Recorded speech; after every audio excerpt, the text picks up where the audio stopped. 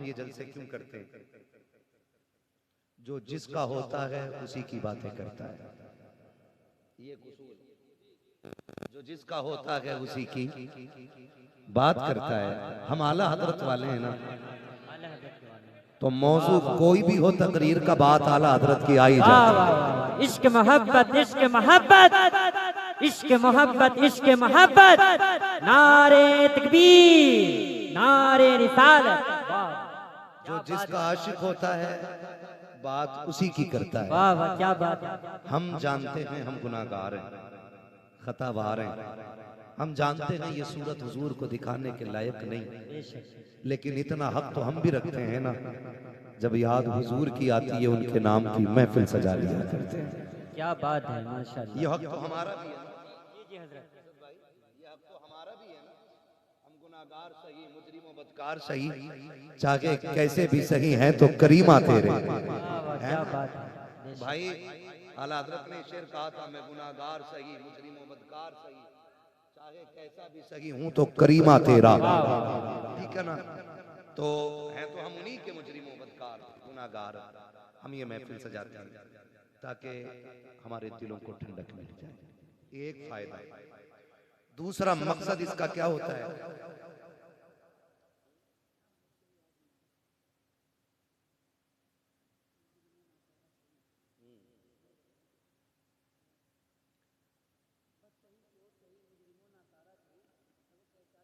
है तो करीमा तेरा।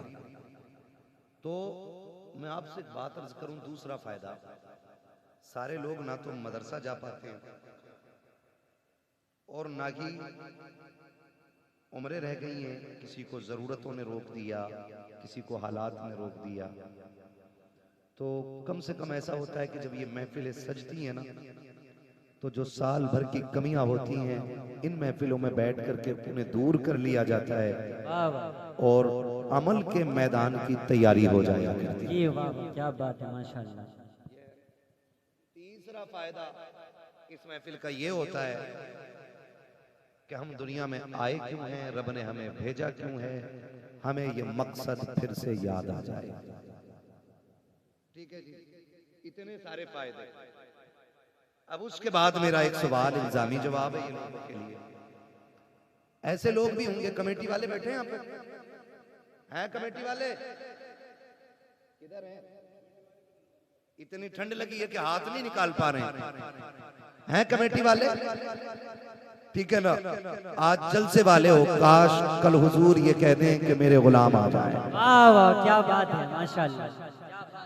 बस ये उम्मीद रहती है। जी जी, ये उम्मीद रहती है, वरना लाओ दूध का धुला हुआ मेरे पास, जो अपना जन्नती होना वाजिब दिखा सके। क्या बात है, क्या बात है। आला हजरत जैसा अल्लामा कह रहा है, मुजरिम को न शर्माओ अहबाब कफन ढक दो, मुंह देख के क्या होगा पर्दे में भलाई है। वाह वाह, क्या बात है। पता नहीं कुछ लोगों को कौन सा पारसाई का कीड़ा चढ़ गया है ना। अब उनकी बारगाह में खैरियत थोड़ी है किसी की।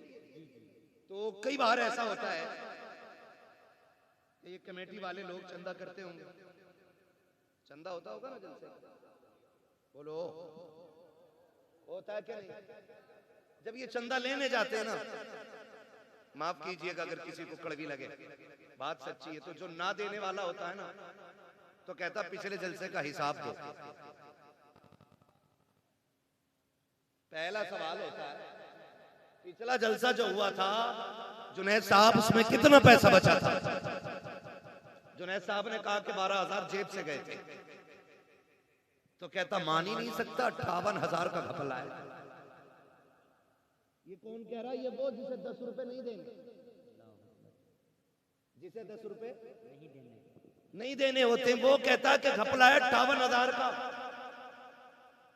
खुद तो देता ही नहीं, दूसरों से भी कहता, अरे सुनो ये तमाशे हैं इनके खाने पे, ढकोसले बना रखे। जब पैसा खत्म तब जलसा, जब पैसा खत्म तब चंदा, जब पैसा खत्म तब जलसे के नाम पे भीख मांगने निकल जाते हैं। मेरा चैलेंज है, जितने जलसा करा रहे हैं इनमें से एक भी खाना खराब नहीं होगा, सारे खाते पीते लोग है कोई ऐसा जो पेशे से भिखारी हो? बोले, है कोई ऐसा जो पेशे से भिखारी हो तुम में? नहीं ना।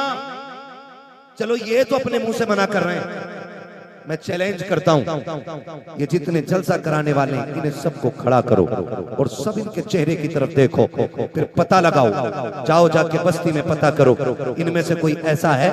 मौलाना जुनैद साहब कभी बीवी की दवा के लिए किसी के दरवाजे पे 10 रुपए लेने गए हो? ये कमेटी वाले अपने बच्चों के शौक के लिए किसी से 50 रुपए का सवाल करने गए हो? इन कमेटी वालों ने किसी से अपने घर के खर्चे के लिए 100, 500, 1000 रुपए मांगे हो? खुदा की कसम हम जानते हैं हमारी कौम तो इतनी गैरत वाली है।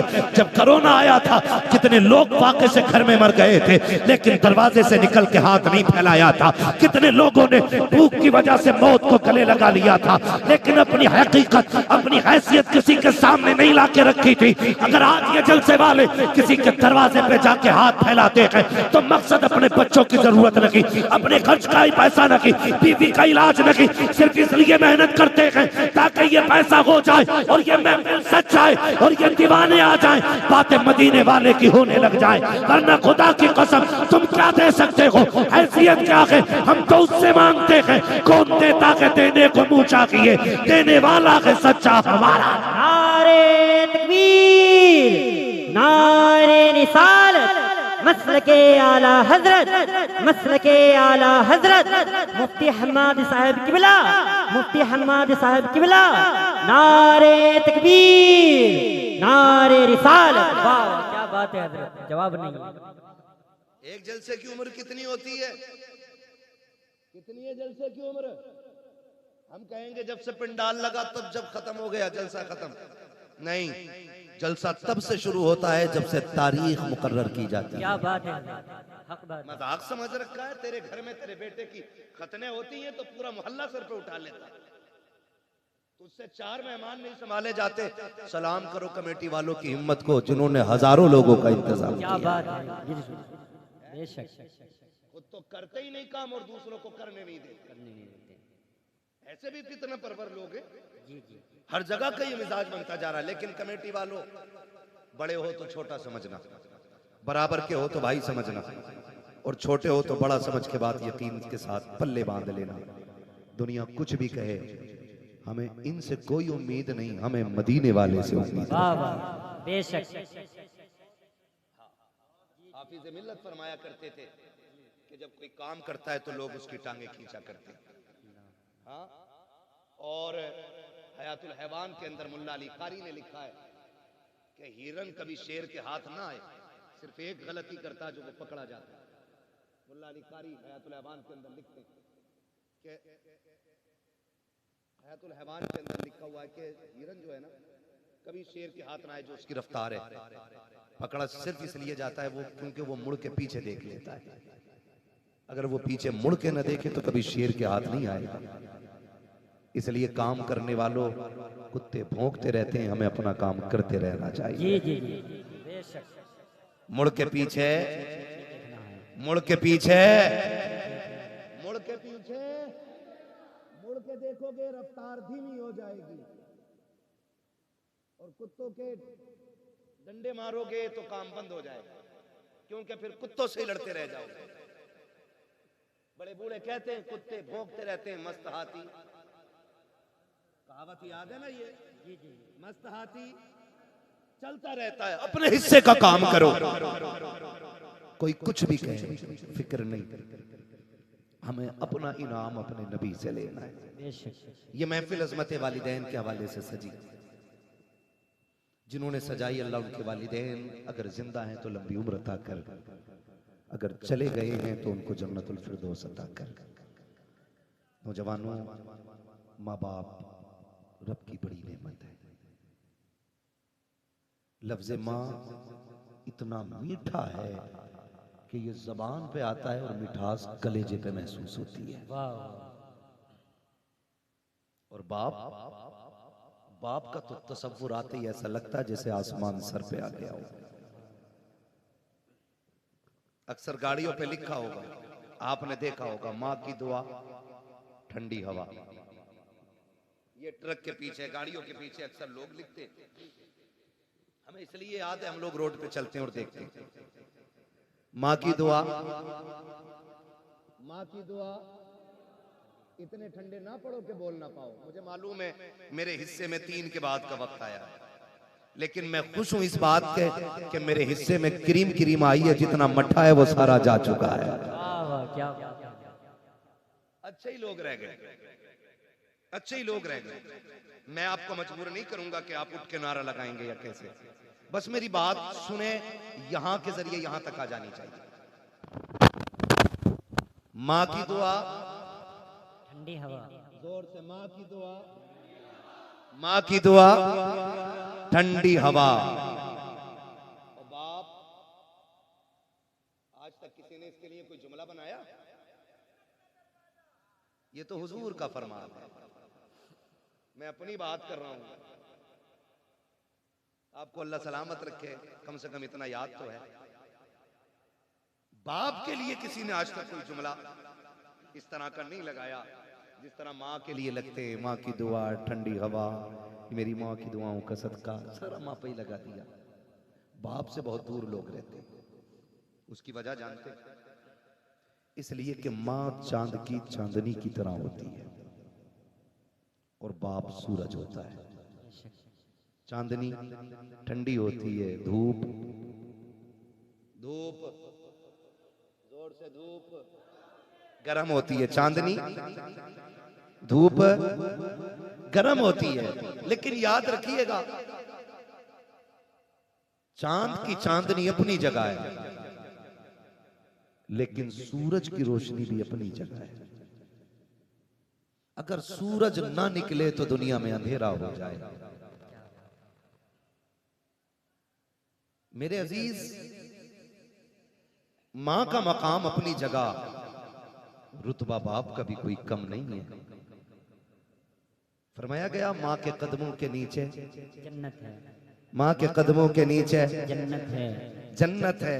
और जब बाप की बारी आई, फरमाया गया बाप जन्नत का दरवाजा है। दरवाजा है। लेकिन जब अजमत बतानी हुई तो फरमाया गया कि अगर तुम्हें यह देखना है तुम्हारा रब तुमसे राजी है या नाराज, फरमाया सुबह उठ के बाप का चेहरा देख लो। अगर बाप तुमसे राजी है तो तुम्हारा खुदा भी तुमसे राजी है। वाह, क्या बात है हजरत, जवाब नहीं, माशाल्लाह। तेरा खुदा भी तुझसे राजी है अगर तेरा बाप तुझसे राजी है। माफ कीजिएगा, आप भी किसी ना किसी के मुरीद होंगे। मैंने भी वक्त के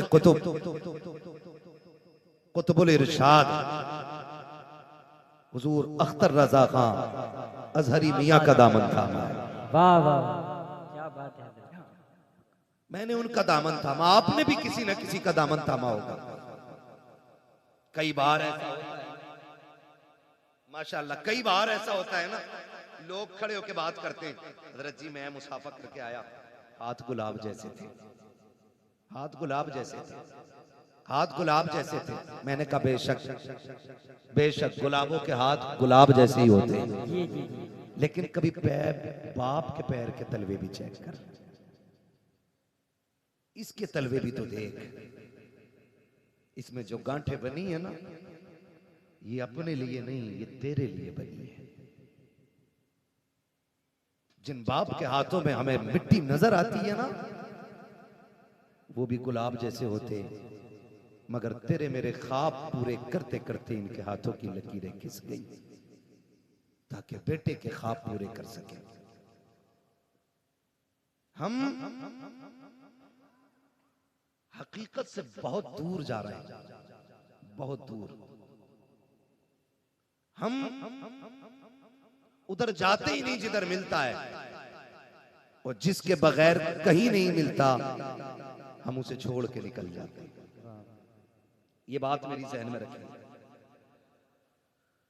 आज मिजाज बन गया है, लोग मिलते हैं 500 रुपए सरकाते हैं मुसाफे में, मुफ्ती साहब दुआ कर लेना, इमाम साहब दुआ कर देना, जुनैद साहब दुआ कर देना, फलां साहब दुआ कर देना। मैं कसम खा के कहता हूं, मैं 500 रुपए नहीं 5 लाख लेके भी वैसी दुआ नहीं कर सकता जैसी फ्री में दुआ हमारे लिए हमारे माँ बाप कर सकते हैं। वाह, क्या बात है। ये अल्लाह की बहुत बड़ी नेमत है, इनकी कदर करें। इन्हें पहचानें, इन्हें समझने की कोशिश करें। अब बाप बूढ़ा हो गया है ना, हम जवान हो गए, तो जाहिर है बेटे पे जवानी तब आती है जब बाप बूढ़ा हो जाता है। तो कभी रात में सरहाने बैठ, उसके कंधे दबा, कंधे। मैं टूट गया उस दिन, मन अट गया तकरीर का नतीजा नहीं। एक नौजवान ने फोन करके कहा मेरे बाप को समझाइए। मैंने कहा क्या हुआ? कहा कि वो आज भी रिक्शा चलाता है, उसकी वजह से हमारे रिश्ते अच्छे नहीं आ रहे। तो मैंने कहा तू मुझे कैसे जानता है? उसने कहा मैं आपकी तकरीरें सुनता हूँ। तो मैंने कहा जालिम तुझे इतना भी हया नहीं आया क्या? तूने मेरी गुफ्तगू में आज तक बाप के हवाले से बात नहीं सुनी? ये दिल में मेरे ख्याल आया, दिल में ख्याल आया, फिर सोचा कोई नतीजा नहीं। फिर किसी ने कहा कि अगर तुम भी हट जाओगे तो फिर फितना परवर लोग भी माइक पे आए, फिर हो सकता और भी ज्यादा फसाद। नहीं गए छोड़ के, लेकिन उस दिन एक चीज का एहसास हुआ, जिस बेटे को जवान करने के लिए एक बाप दर दर के ठोकरे खाता है, वो बेटा अपने बाप को तालीम देते हुए कहता है कि ये रक्षा क्यों नहीं छोड़ रहा? सिर्फ इसलिए कि इसका रिश्ता अच्छे घर से नहीं आया। इसलिए तुझे आज बाप की मजदूरी से काहिली लगती है। मैं हाथ जोड़ के कहता हूं नौजवानों, अगर तुम्हारा बाप मजदूरी करता है तो उसे हकीर न समझना। अगर तुम्हारा बाप ईंटें ढोता है तो उसे कमतर न समझना। अगर तुम्हारा बाप थक के खा के 4 पैसे इज्जत के कमा के लाता है, उसको कभी हकीर न समझना। वो रक्षा चलाने वाला, वो ठोकरे खा के तुम्हें 4 पैसे ला के देने वाला, वो मजदूरी करके पसीना बहा के तुझे इज्जत की रोटी खिलाने वाला, जब शाम को लेटा करे कभी उसके कंधे दबाया कर, कभी उसके तलवे दबाया कर। अगर वो तुझसे कहे बेटे क्या बात है, तो उसके कदमों को चूम के कहा कर अब्बा तेरा एहसान है, तू इतना बादशाह बाप है, तूने बाप होने का हक अदा कर दिया है, तूने किरदार निभा के दिखाया है। अब्बा तेरी मजदूरी पे सदके जाए, तेरी मेहनत पे कुर्बान जाए। हमें शुक्र रब का, रब ने हमें दलाली वाला बाप नहीं दिया है, मेहनत वाला बाप दिया है कि तूने किसी के आंसुओं में डूबे हुए लुकमे नहीं खिलाए, अपने पसीने में डूबे हुए हलाल के लुकमे ला के। नारे तकबीर, नारे रिसालत, मसलके आला हजरत, मसलके आला हजरत, मकामे वालिदैन, मकामे वालिदैन, नारे तकबीर, नारे रिसालत। जिंदाबाद। अल्लाहु या रसूल अल्लाह। ओ भाई इसका ई को थोड़ा कम करें, तवज्जो है सारे लोगों की। बाप बाप होता है, बाप कौन होता है? बोले जरा। बाप होता है। लेकिन आज ना शादी हो गई ना तो अब्बा को भी हाजी जी कह रहा है, अपने बाप को हाजी जी कह रहा है बेटा। हाँ, घर में आके कह रहा है हज्जन, हाजी जी कहाँ है? और बेगैरत जिसे हज्जन बोल रहा है वो माँ है, और ससुराल में ससुर को जाके कह रहा है अब्बू। सास को अम्मी और मां को हज्जन, अब्बा को हाजी जी। मैं ये नहीं कहता आप ससुर को अब्बा ना कहो, सास को मां ना कहो, लेकिन तुझे पता है मां की जिंदगी में सबसे खूबसूरत लफ्ज मां होता है। बेशक। अगर किसी मां के पास औलाद ना हो ना, सुने बहुत गौर से, औलाद ना हो ना तो उसे गोद के खाली होने का एहसास नहीं होता। उसके कान चाहते हैं काश कोई मुझे माँ कह के आवाज दे, वाह वाह क्या बात है। काश कोई मुझे अम्मी कह के पुकारे, काश कोई मुझे माँ कह के आवाज दे। खुदा की कसम औरत की जिंदगी में अरबों खरबों, मैं कहता हूँ बेहिसाब दौलत हो और माँ कहने वाला ना हो ना, उसकी 1000 खुशियां भी एक वीराना जंगल हो जाती है। भूल गए हम, भूल गए हम इस मां ने इस आवाज के लिए कितने दुख उठाए। आज बेटा कहता है नहीं नहीं जी, मैं शुक्र है पुणे में रह रहा हूं बच्चों के साथ, मौलाना आना मेरे से घर। अम्मी किधर है? अम्मी गांव में ही है। तो मैंने कहा मौलाना क्या खाक करने आएगा? जब तेरे घर में माँ के लिए जगह नहीं तो मौलाना के लिए जगह क्या करेगा? हक बात है। कान खोल के मेरी बात सुनना प्यारे, दौलत कमाओ तुम्हारा हक है, जितनी चाहो हलाल कमाओ, लेकिन माँ बाप को छोड़ के नहीं, माँ बाप को छोड़ के नहीं। इसलिए कि दुनिया की कोई भी दौलत माँ बाप से बड़ी दौलत नहीं हो सकती। बेशक।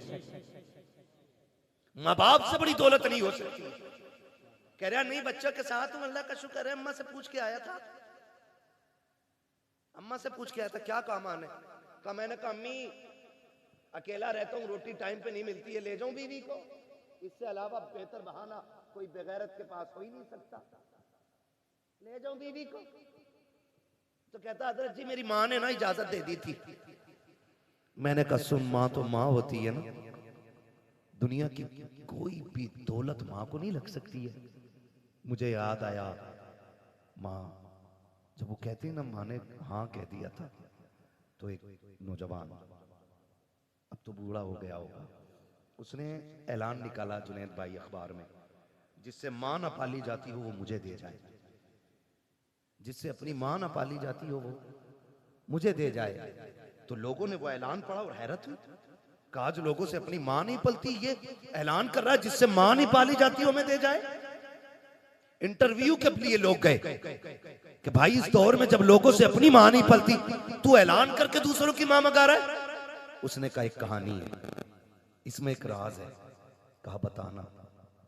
फिर वो रोने बैठ गया। तवज्जो कीजिएगा।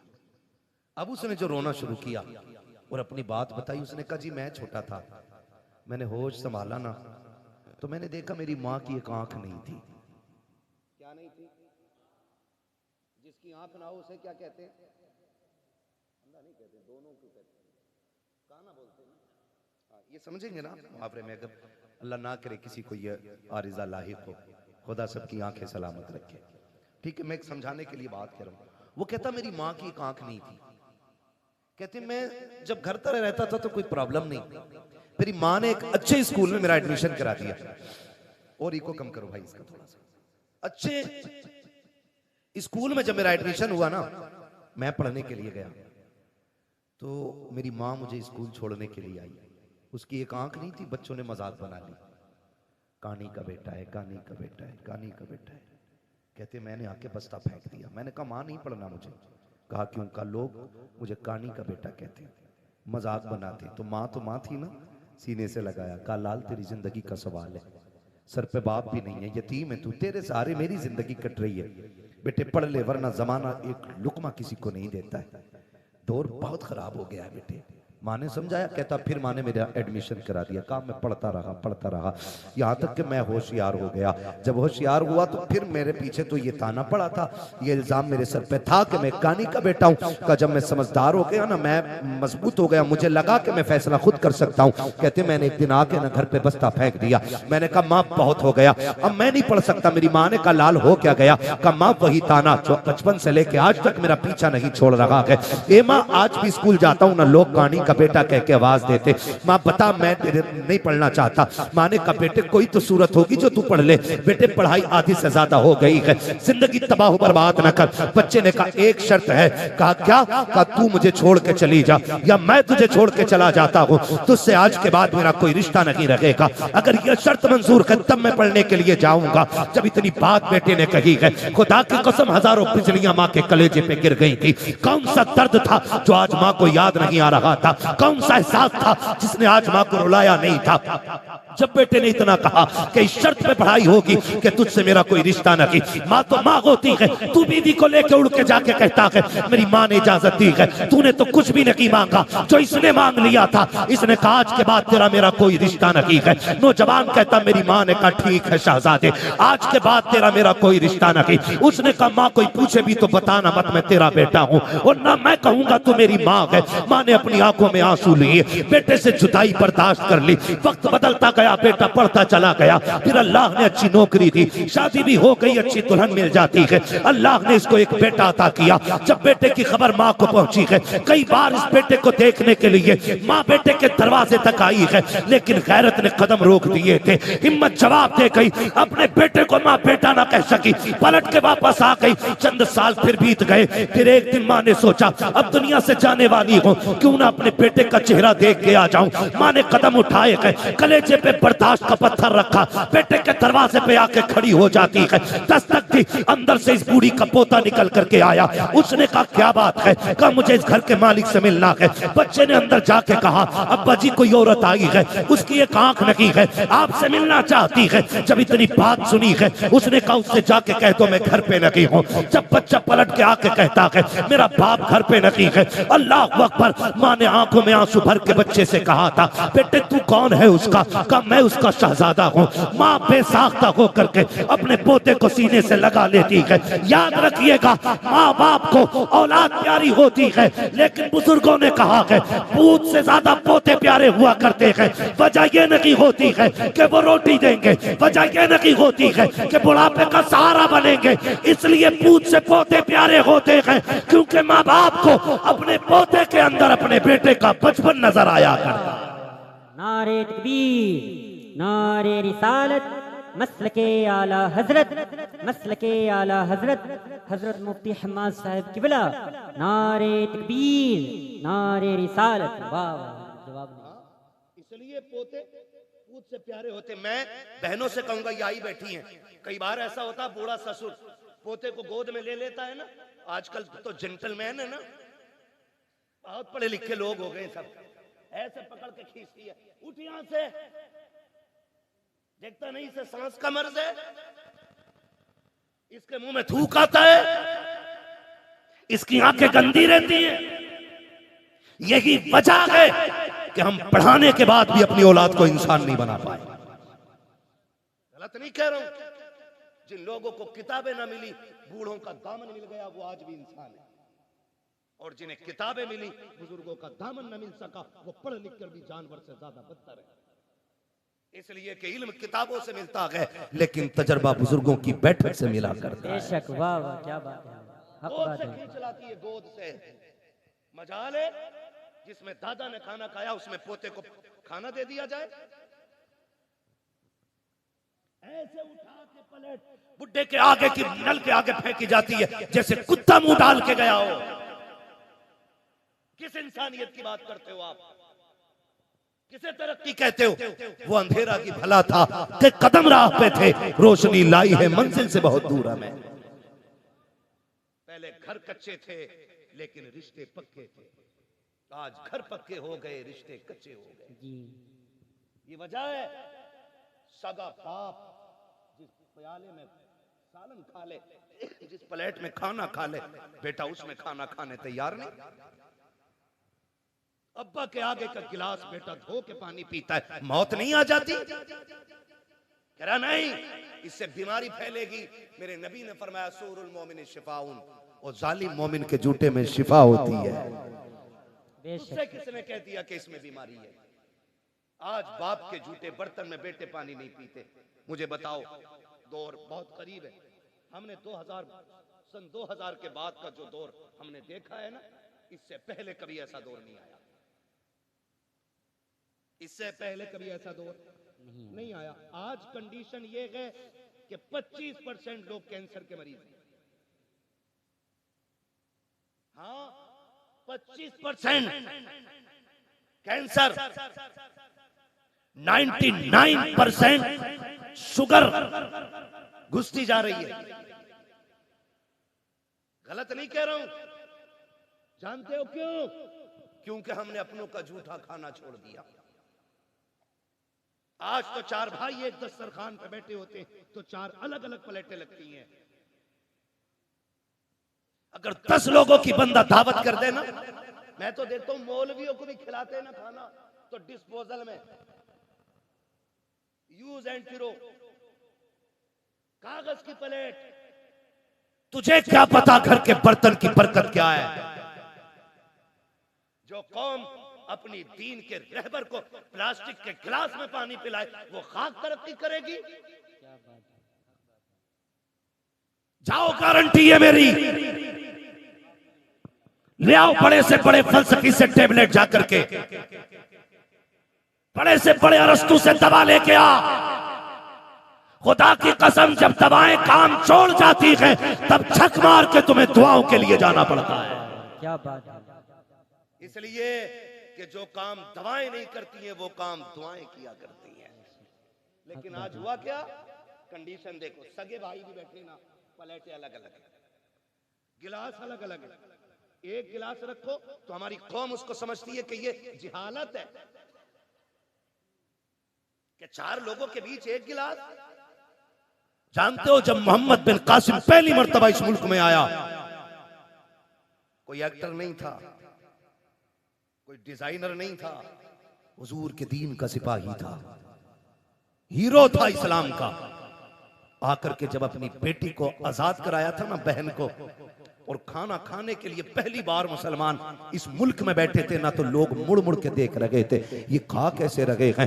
जबकि उस वक्त दस्तूर ये था कि कोई किसी की तरफ मुंह करके नहीं खाया करता था, एक दूसरे से पीट करके खाना खाया करते थे। जब मोहम्मद बिन कासिम पहली मर्तबा इस मुल्क में आए थे, आने के बाद जब फतह की थी, बहन बेटी की आबरू बचाने के बाद जब खाने के लिए बैठे थे, और एक बर्तन में पूरी जमातें बैठी हुई थी, एक एक बर्तन में 6-6 लोग बैठे थे, लोग हैरत से देख रहे थे ये कौन सी है कि एक बर्तन में एक साग खा रखी है। तब मसीहत का नकीब कह रहा था, तुम वो हो जो निजाम अपने खुद बनाते हो, ये वो है जो खुदा का निजाम लेके आगे बढ़ रहे हैं। क्या बात है हज़रत, बिल्कुल। जब से हमने खुदा का निजाम छोड़ा, हम बर्बाद हो गए। अपने बड़ों की इज्जत करना, उनकी गोद से बच्चे न छीनना हक है, उनका हक है। और तू होती कौन है बच्चे छीनने वाली? हक क्या है तेरा छीनने का? तू माँ है, वो दादा है। तू बाद में आई है, दादा पहला है। अगर दादा ना होता तो तू भी इस घर में नहीं होती। मगर इसी को जो है ना, हमारे लोग, हमारे भाई उल्टा बच्चों से कहते हैं, हाँ हाँ सही तो कह रही तुम्हारी अम्मी, जाना मत, अब्बा के झूठा खाना मत। तुझे पता है जब बंदा 70 पार कर जाता है ना, और उसके पैर कांपने लगते हैं, हाथ नहीं काम कर पाते हैं, नजर पूरी नहीं देख पाती है, चप्पल जूते ढूंढने लग जाता है, लाठी टटो के पकड़ता है ना, तब खुदा आवाज दे कर कहता, फरिश्तों खबरदार, अब इसके अमाल से कलम गुनाहों के एतबार से उठा लिया जाए, अब इससे खता भी हो जाए तो खता न लिखना, इसलिए कि अब मेरा बंदा दुनिया तनहा छोड़ गई है, अकेला रह गया है, अब मेरी रहमतों का सहारा है। देखते नहीं हो फरिश्तों, कोई जूती चुरा रहा है, कोई लाठी छुपा देता है, किसी को थूक से नफरत है, किसी को इसके मुंह से नफरत है, कोई इसकी आंखों से घिन कर रहा है। अब दुनिया ठुकरा गई है, देख ये सिर्फ मेरी रहमत के सहारे है। खुदा की कसम, ऐसे बंदे जब दुनिया से जाएंगे, अल्लाह कयामत के दिन बड़े बूढ़े को बुलाएगा और बुला के पूरे परिवार को इकट्ठा करेगा, फिर उस बड़े बूढ़े से पूछेगा, बता इनको पहचानता कि ये कौन है? वो कहेगा, हाँ ये मेरी पोती लगती है, ये मेरा पोता लगता है, ये मेरा बेटा है, ये मेरा देवता है, ये मेरी बहू है, ये मेरा भतीजा है। उसके बाद रब फरमाएगा, बता इनका मामला तेरे साथ क्या था? वो ये कहेगा, मालिक इसको मेरे जूते से नफरत थी, ये मेरे बिस्तर से घिन करता था, इसको मेरे कपड़े से नफरत आती थी, ये मेरे छोड़े हुए खाने को हाथ नहीं लगाता था। रब फरमाएगा, सुन आज इनमें से जिसको तू कह देगा मैं उसे जन्नत दूंगा। वो बूढ़ा कहेगा, क्यों? कहेगा, मैं जमाने को बताना चाहता हूँ जिससे तुम कुछ नहीं समझते हो, रब ने आज महशर में उसे शफाअत का इख्तियार अता कर डाला है। क्या बात है, जवाब नहीं है, माशाअल्लाह। इज्जत करो अपने बड़े बूढ़ों की, वरना याद रखना जैसी करनी जोर से, जैसी करनी वैसी करे। छोड़ो बुड्ढों को यार, पड़ा रहने दो, इन्हें क्या पता है। अब 5G का दौर है, बुढ़े के दौर में कोई भी जी नहीं था। खुदा की कसम कोई जी था या ना था, लेकिन इस बुड्ढे के दौर में अदब जरूर था। अदब जरूर था। मेरी जेब पे अगर कलम लग गया ना, तो सफेद बालों वाला भी आ जाए तो मैं क्यों उठूं? मैं तो कलम लगा के बैठूं भाई, मैं तो हजरत हूं, मुझे तो लोग हुजूर भी कहते हैं, तो मैं ये लेके बैठ जाऊं? ये हुजूर का दीन नहीं, ये हुजूर का दीन मिटा दे अपनी हस्ती को अगर कुछ मर्तबा चाहे। कि दाना खाक में मिलकर गुले गुलजार बनता है। जिन्हें झुकना नहीं आता उन्हें उठना वही जानते हैं जो झुकना जानते हैं। मौलाए कायनात शेर खुदा फरमाते हैं, अगर तवाज़ु और इंकिसारी की वजह से किसी की इज्जत कम हो जाए तो कयामत में मेरा गरेबान पकड़ लेना। झुकने वाले लोग कभी छोटे नहीं होते। तूफान आता है, हवा तेज चलती है, तो जो हवा के साथ कभी कभी झुक जाते हैं वो कभी उखड़ते हैं। जो अकड़े रहते हैं जो अकड़ जाते हैं वो जोर से वो उखड़ जाते हैं। हमारे हिस्से की क्रीम इतनी मद्दी तो नहीं हो सकती ना कि बोल ना पाए। मुझे उम्मीद है वही बैठा होगा जिसमें दम होगा। जो अकड़ जाते हैं वो उखड़ जाते हैं। तो मैं क्या बात अर्ज कर रहा था आपसे, उसने भाई ये टंटना मंटना ना करो यार, बोलने तो थोड़ी इसलिए तवज्जो है ना सारे लोगों। बच्चे ने क्या कहा कि अब्बा घर पे नहीं है। उसने लिपटा लिया सीने से, बच्चा छुटा के भागा। मां चली गई। मां कुछ दिन की मेहमान थी। जब बीमार हुई, तबीयत खराब होने लगी ना, उसने कलम लिया, एक तहरीर लिखी, तय की, पड़ोसन को बुलाया, कहा मेरा इंतकाल हो जाए ना, तो वो जो सेठ साहब रहते हैं ना फलां गली में, उनका मकान है, मेरे इंतकाल के बाद ये मेरा कागज उन तक पहुंचा देना। लेकिन याद रखना, इसे खोल के ना देखना, ये मेरी अमानत है। इसे खोल के ना देखना, ये मेरी अमानत है।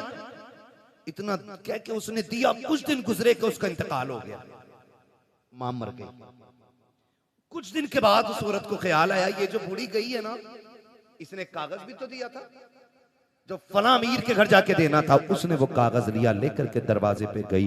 अल्लाह अकबर, दस्तक दी, आवाज आई, बच्चा निकल के आया। फिर वही बच्चा कौन है, कहा कि जाओ तुम्हारे बाप से मिलना है, उनको भेजो। कहा, उसने पूछा कौन है, कहा औरत है। कहा आंखें कैसी, कहा आंखें तो सलामत है। उसने कहा फिर मेरी माँ तो नहीं होगी। ये सोच के दरवाजे पे आया, देखा एक अजनबी औरत को खड़े देखा। खातून कैसे आना हो, कोई जरूरत कुछ लेने आई हो? कहा नहीं। कहा फिर? कहा ये मेरे पास तेरी अमानत रखी हुई है। कहा मेरी अमानत? कहा हाँ। उसने जैसी वो कागज लिया और उसके लिफाफे को देखा ना, उसने उसमें माँ का नाम पढ़ा हुआ था।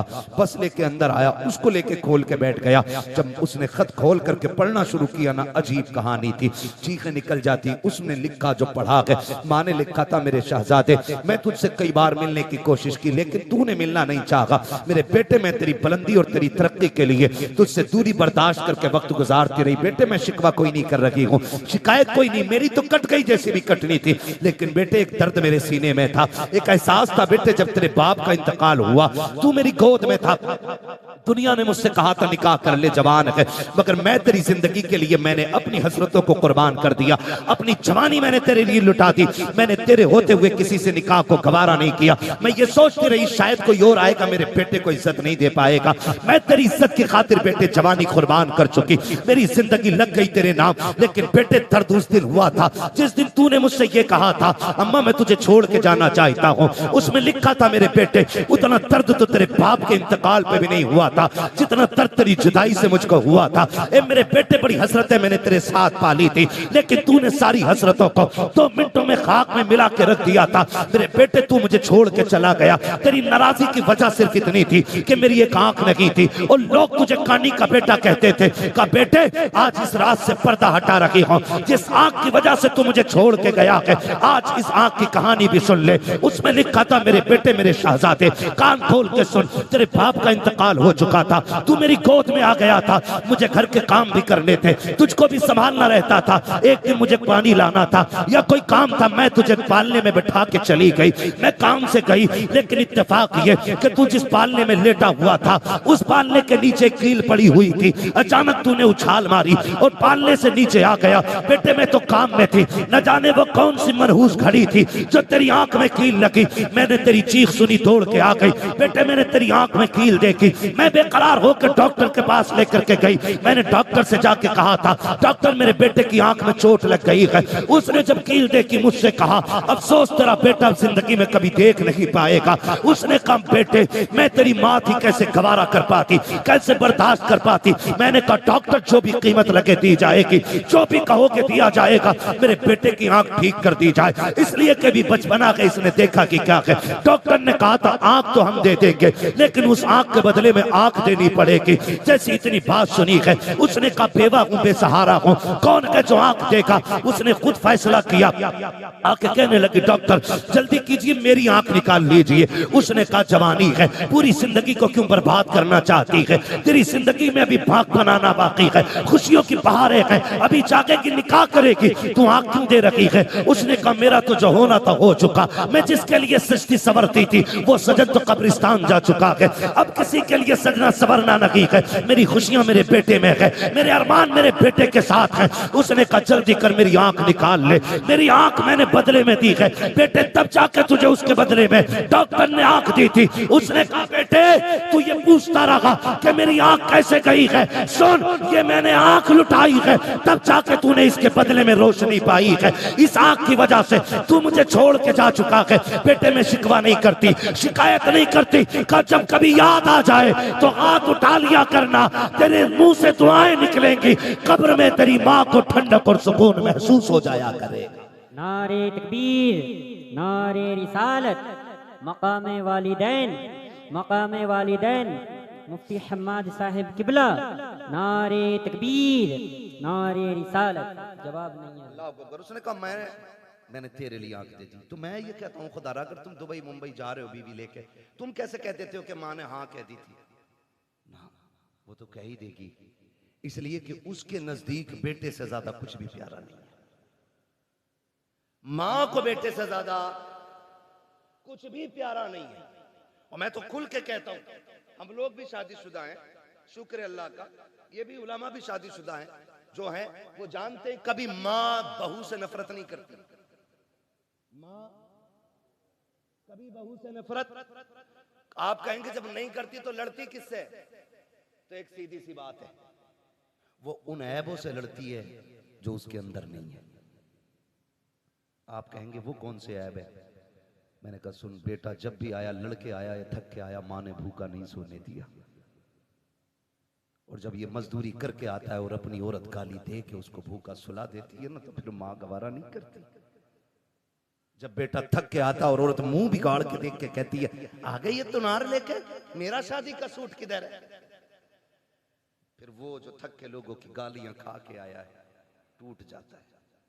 शोहर तब बूढ़ा नहीं होता जब 60 ईंटें कमर पे रख के ऊपर चढ़ता है, वो तब बूढ़ा हो जाता जब 400 रुपए लेके घर में जाता है और अपनी बीवी चेहरा बिगाड़ के बात करती है, वो तब बूढ़ा हो जाता। मैं बहनों से गुजारिश करूंगा, तुम्हें खुदा का वास्ता, तुम्हारा शोहर तुम्हारी दुनिया भी है और तुम्हारी आखिरत भी है। कभी अपने शोहर के साथ सख्त लहजे में बात न करना। जाओ बरेली शरीफ दारुल इफ्ता चला जाओ, चले जाओ, पूरी दुनिया का मरकजी दारुल इफ्ता हमारा बरेली शरीफ, जाके देखो सबसे ज्यादा सवालात आज तलाक के मसले पर होते हैं। हमने 2 साल बैठ करके वहां पे कलम चलाया, सबसे ज्यादा सवालात तलाक के आते हैं, सबसे ज्यादा। क्यों ये तलाक है। और छूटते ही बहू क्या कहती है, अम्मा ने कुछ करा दिया बेटे को, ये जुमला होता है, अम्मा ने कुछ करा दिया बेटे को। अम्मा पढ़ा रही है, मेरी बहन मुझे बता तो सही ये तेरे जुमले कहां तक सही कहां तक गलत है, ये तुझे पता होगा, लेकिन मैं तो इतना जानता हूं, जैसे बेटा 18 साल का हुआ था, माँ ने 4 लोगों में बैठ के कहना शुरू कर दिया था, बेटा जवान हो गया है, चांद सी दुल्हन लेके आनी है, मुझे गुलाब का फूल लेकर के आना है। जो तुझे गुलाब का फूल कहती रखी, पूरी जिंदगी चांद चांद कह के आवाज देती रखी, आज वो तुझसे नफरत क्यों कर रखी है। नहीं से तुझसे नफरत रखी है, जब शाम को बेटा आके भूखा सोता है, ये माँ को गवारा नहीं होता है, जब सुबह को उठ के बेटा भूखा जाता है, ये माँ को गवारा नहीं होता है। अगर ये चाहती हो तुम्हारा घर जन्नत की तरह रखे, खुदा की कसम तुम अपने अंदर माँ वाली आदतें पैदा कर लो। माँ तो वो चीज होती है, तू उसके बेटे की खिदमत कर, माँ तुझे अपने मुंह का निकाल के खिलाना शुरू कर डाले। क्या बात है, बेशक। लेकिन गलती है, आया शोहर थक के, कह रही मैं ना लूंगी 400 वाला जोड़ा। मैं वही तेज जुनैद हफीज जी की बहू ने पहना। और भाई जुनैद हफीज जी का अपना मसला है, मेरा अपना मसला है, इनका अपना मामला है, होड़ किसकी। मैं तो खुल के कहता हूं मेरी बहन कनीज़े फातिमा ज़हरा बन, अगर तेरे शौहर की हैसियत नहीं नई जोड़ा पहनाने की, पुराने पे पैबंद लगा के मर। कसम खा के कहता हूं कनीज़े फातिमा ज़हरा बन के मर जा, आखिरी तख्ता लगने से पहले ज़हरा के बाबा तेरी कब्र में तशरीफ हक ले बात आए। है, वाह वाह क्या बात है।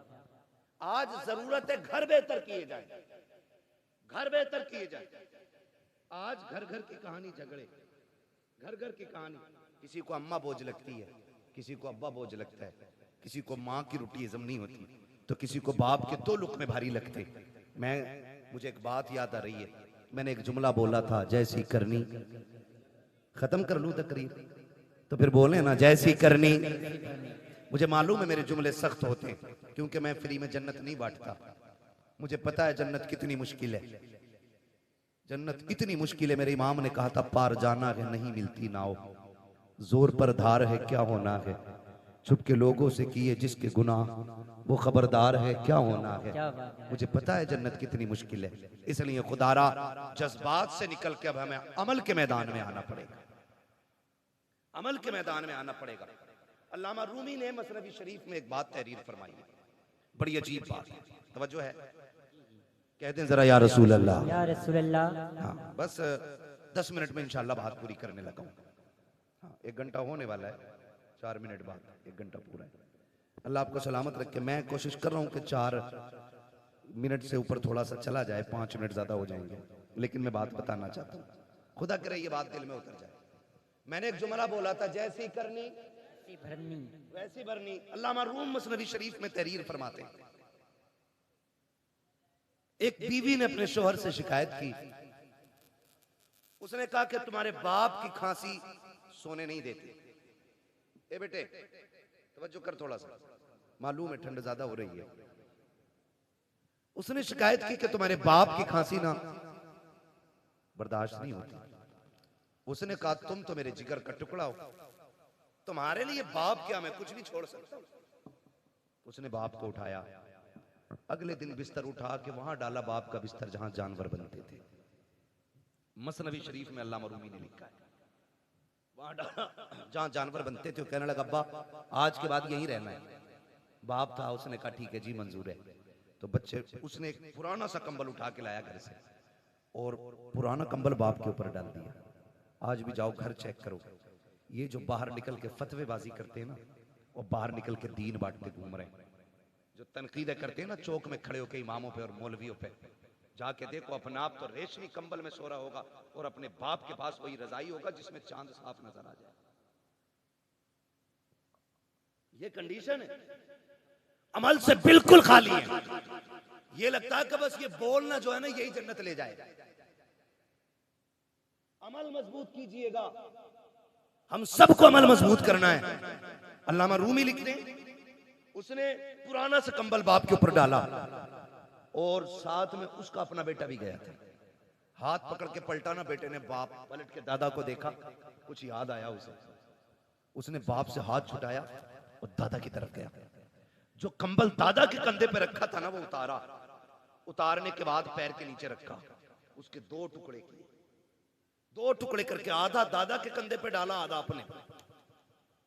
अब्बा चूंकि नौकरी वाला था, पैसे वाला था, अब्बा ने कहा ये क्या बदतमीजी है, तेरे लिए मखमली लिबास है, अच्छे बिस्तर है, तू ये क्यों लिए जा रहा है।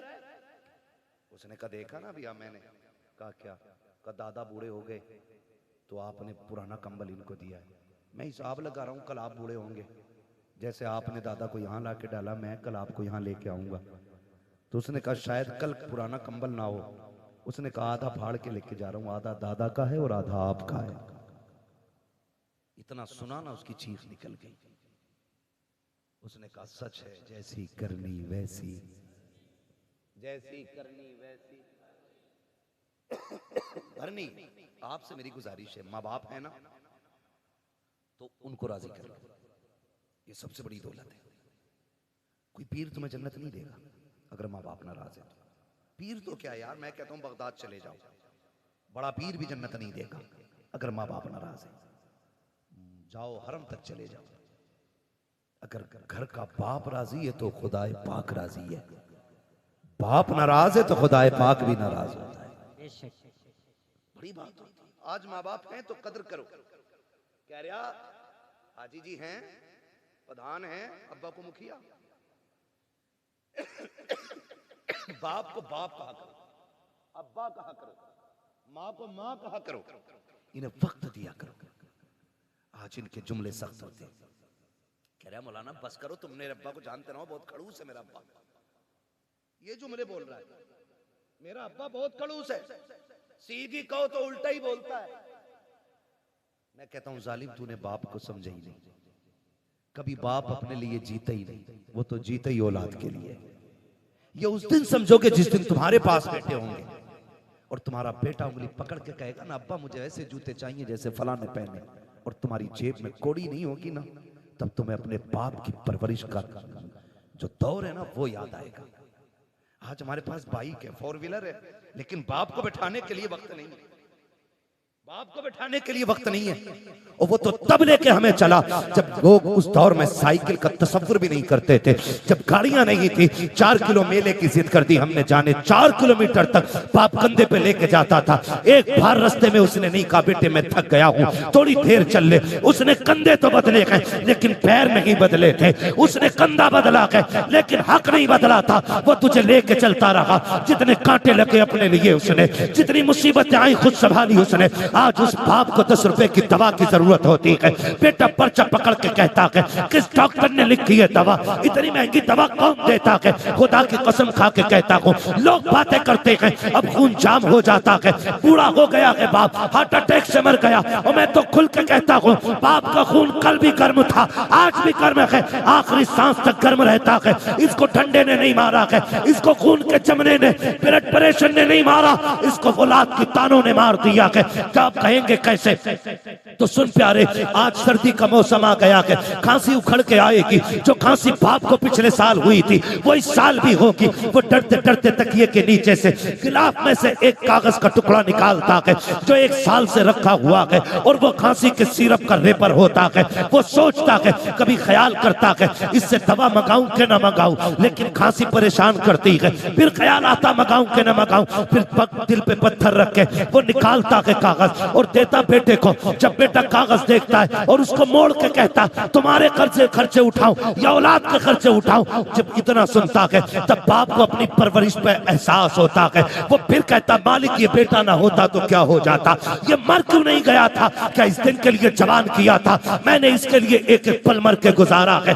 एक दिन डॉक्टर ने कह दिया था इसके दिल में सुराख है, बच नहीं पाएगा। मैंने दुनिया का एक एक हॉस्पिटल चेक कर लिया, जगह जगह पे लोगों से दवाइयों की भीख मांगी, संपत्ति में आग लगा दी, जायदाद जला डाली ताकि बेटे को जिंदगी मिल सके।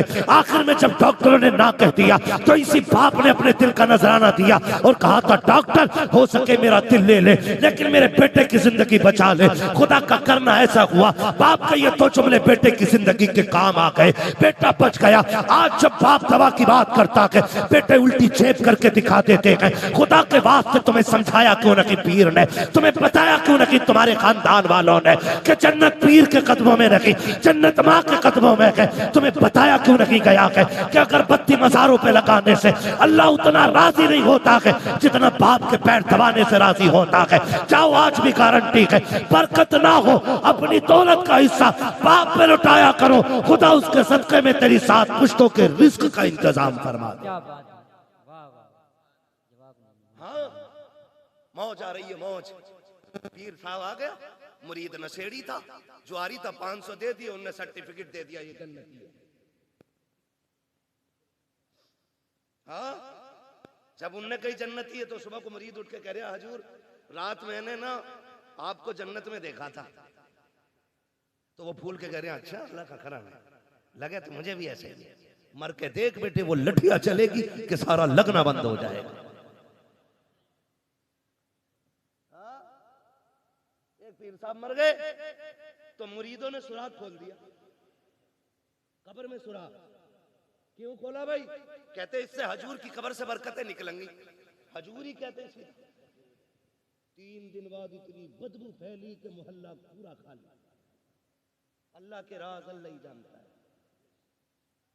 जब उसने कह दिया बंद करो तो बंद करो, उसके राज वही जानता है। इसलिए मेरे भाई, माँ बाप औलाद के लिए दुआओं का सबसे बड़ा किबला होते हैं। जब दुआएं कबूल ना होती हो, कभी आंचल में बैठ, कभी जूतियों में बैठ। मैं कसम खा के कहता हूँ, ये जानते ही, उलमा जानते ही, ये सफर करने वाली कौम जानती है। वो अलग बात है कि मैं वो मजलूम आदमी हूँ कि मेरा नंबर ही ना लोग लास्ट में देते हैं। कभी 3 बजे तक ताजिया बना दिया जाता है मेरा, कभी 4 बजे तक बना दिया जाता है ना। फिर शुक्र अल्लाह का, फिर लोग भी सामने वाले अच्छे मिलते हैं। वो मेरा मिजाज ये है कि 10,000 का मजमा ना हो, 4 हो मगर मुस्तफ़ा के वफादार होने चाहिए। बेशक मैं जानता हूँ इतनी रात तक कोई लंगर के लिए तो नहीं बैठा होगा ना मेरे, इतनी रात तक कोई बिरयानी के लिए तो नहीं बैठा होगा। कोई तो बात है जो हुजूर ने आपको आखिर तक बैठा रखा है। कोई तो मसला है ना, कोई तो बात अच्छी लगी आपकी जो अभी तक आपको बैठा रखा है। तो हम लोग सफर करते हैं, हम लोग